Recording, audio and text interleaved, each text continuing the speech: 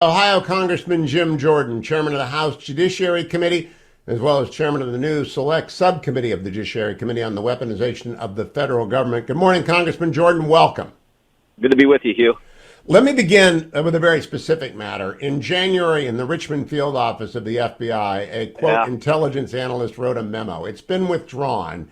Are you going to investigate that memo, its origins, and how in the world anyone could come to those conclusions? Of course. Someone needs to remind some folks at the FBI that we have this thing called the First Amendment. The very first right you have under the First Amendment is the right to practice your faith and not be attacked or investigated by your government for doing so. So of course we're going to investigate. This is as wrong as it gets. But frankly, it's sort of consistent with what we've heard from whistleblowers, FBI agents who've come talk to us about the political nature that now exists at the Justice Department and within the FBI. So, of course, we're going to investigate this. And it sort of fits in with the same thing we saw, the memorandum a year and a half ago that launched this attack on parents who were showing up at school board meetings. The idea that you're going to have the federal government get involved in a local school board matter. If there's something wrong happening there, let the local law enforcement deal with it. Don't make it a federal issue, for goodness sake. But this seems to be the pattern, and of course, we're going to investigate all of these issues. Now, Chairman Jordan, that memo relied specifically on the Southern Poverty Law Center. It is not credible. I would like to have you subpoena the head of the Southern Poverty Law Center and talk to them about how they decided that Latin Mass attending Catholics are a national security threat. Is there any plan to get the SPLC before the committee so we can establish once and for all they are not credible? We will start with trying to get the documents information from the FBI from the Justice Department, and then we'll move from there. But remember, if I'm correct, it was a couple years ago. It was the Southern Poverty Law Center who said the Family Research Council was doing something wrong. And then you know what happened? We hear this from the left all the time, and those of us on the conservative side, we just don't like to talk about this stuff. But what happened was someone came into the Family Research Council and shot people. Shot I think the attendant at the front desk. I'm trying to remember how that security guard wounded. It was terrible what happened, and this guy was like, if I remember, there was something about he had Chick-fil-A sandwiches he was going to bring in. It was this lefty attacking conservatives, and it made no sense. But it was after the Southern Poverty Law Center had said something I think similar about the Family Research Council, as what they did with the traditional Catholics. So I just hope you get to the source of that misinformation. Now, I want to turn to the FBI specifically, Mr. Chairman. I've got Mike Pompeo's book here, Never Give an Inch, and I've interviewed the former secretary twice. He has a long section on the January 6, 2017 meeting with President-elect Trump that was called by Director Comey, Director Brennan of the CIA, Director Clapper of the National Intelligence, and he participated in that meeting. Are you going to call those three at the same time, and I would hope with Mike Pompeo at the same time, so he can contradict their accounts of what happened? Because it is absolutely eye-opening. They ambushed the president-elect. They sure did up there, and then they went out and leaked the information, and they could tell the press that, well, this quote dossier was so important, we briefed the president-elect on the information. And then, of course, that became the story. And they knew at the time that the dossier was a bunch of garbage. So we're focused on a number of things. The most recent that deals with some of the people you talked about there is the 51 folks who signed this now famous letter, 51 former intelligence officials, where they said that, this has all the classic earmarks of a Russian information operation, referring to the Hunter Biden laptop story. So we're looking at that, and it's been interesting in the last couple of days that Mr. Clapper suddenly changed, and he's saying, well, we said it could have been Russian information operation. Well, that's certainly not what you conveyed at the time. That's not how the press conveyed it at the time.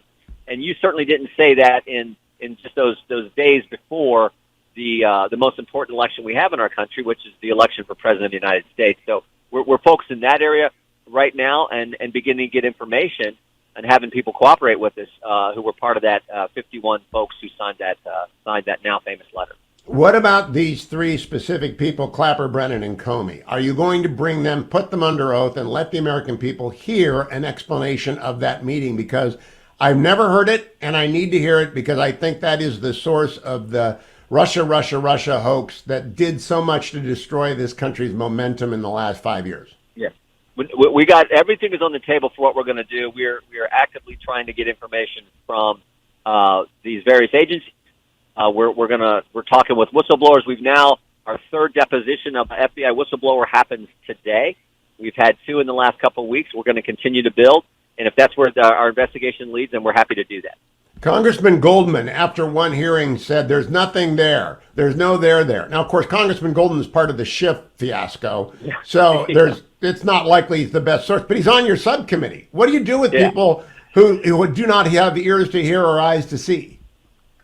Yeah, well, there used to be a time where the Democrats actually valued the First Amendment, because remember, part of this is, and we had Professor Turley as one of our witnesses last week in our first hearing, and I thought he coined the best phrase when he said we now have censorship by surrogate, where you have the FBI pressuring and priming big tech companies, and we know this because of the Twitter files, to take action that the government couldn't otherwise take, and that's exactly what happened in the run up to the 2020 election, and with other issues, Russia issue and everything else.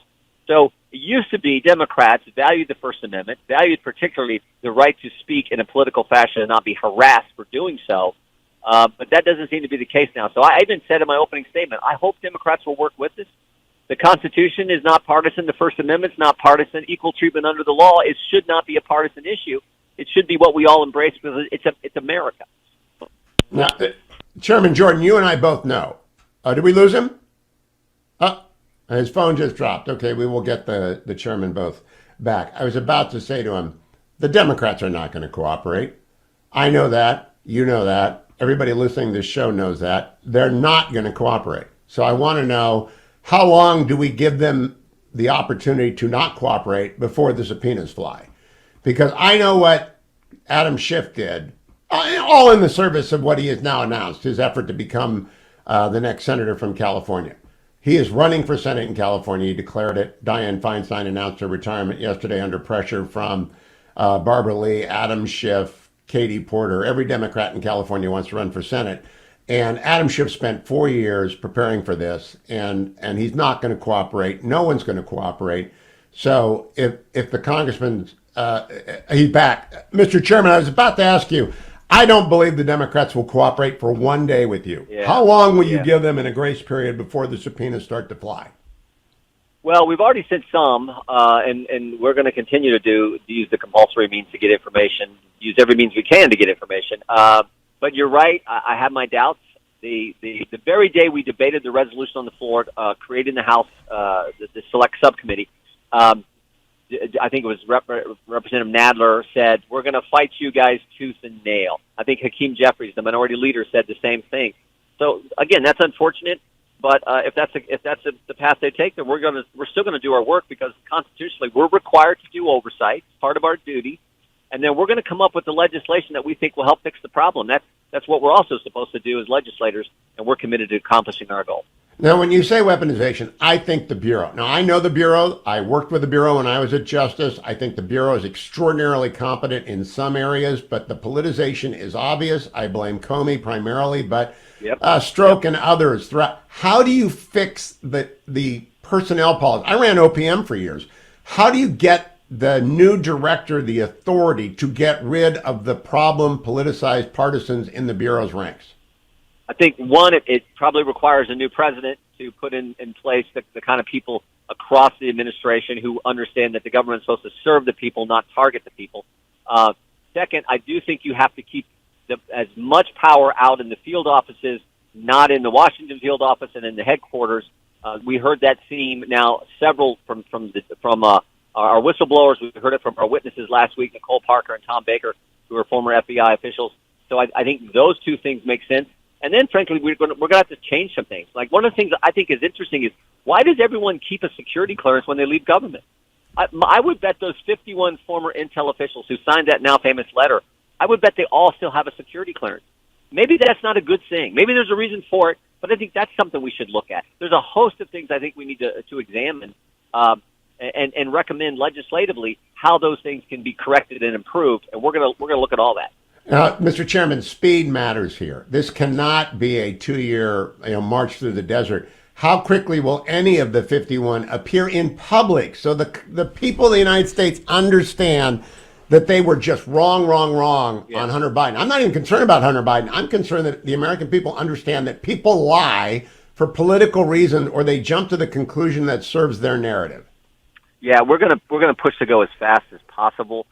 We have a number of hearing ideas that are lined up, but at the same time, you got to go get the documents. You got to do the depositions, and so it's all the above, and that's the only way you get the facts.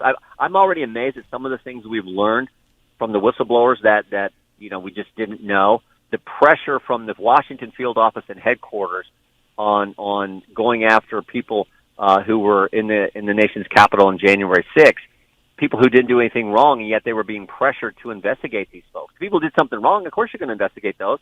And we heard from a guy in the Boston field office who said, the Washington field office told us, you need to investigate these two people. Here's a picture of them inside the Capitol. Here's the other 138 who were on the two buses that came down with this group. We want you to investigate them as well. And they said, well, on what basis?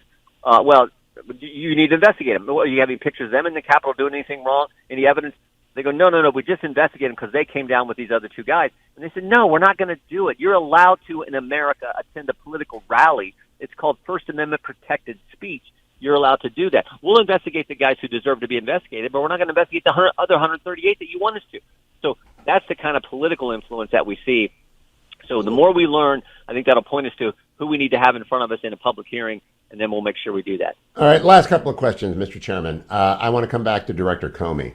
The original sin, everything that went wrong in America goes back to that January 6th, 2017 meeting. So I want the director under oath being questioned by you in control of the gavel. What is the latest date by which that will happen? Well, I don't know. It'll be in the course of this Congress, because we have this select subcommittee, as the Speaker's done, is for this Congress. I do agree with you. That meeting, I think, was critically important, because also remember what Chuck Schumer said. He said, you mess with the intelligence community, they have 6 ways from Sunday to get back at you. That was at the same time that this meeting then took place, where they went up there to set up President Trump and his team before he ever assumed office.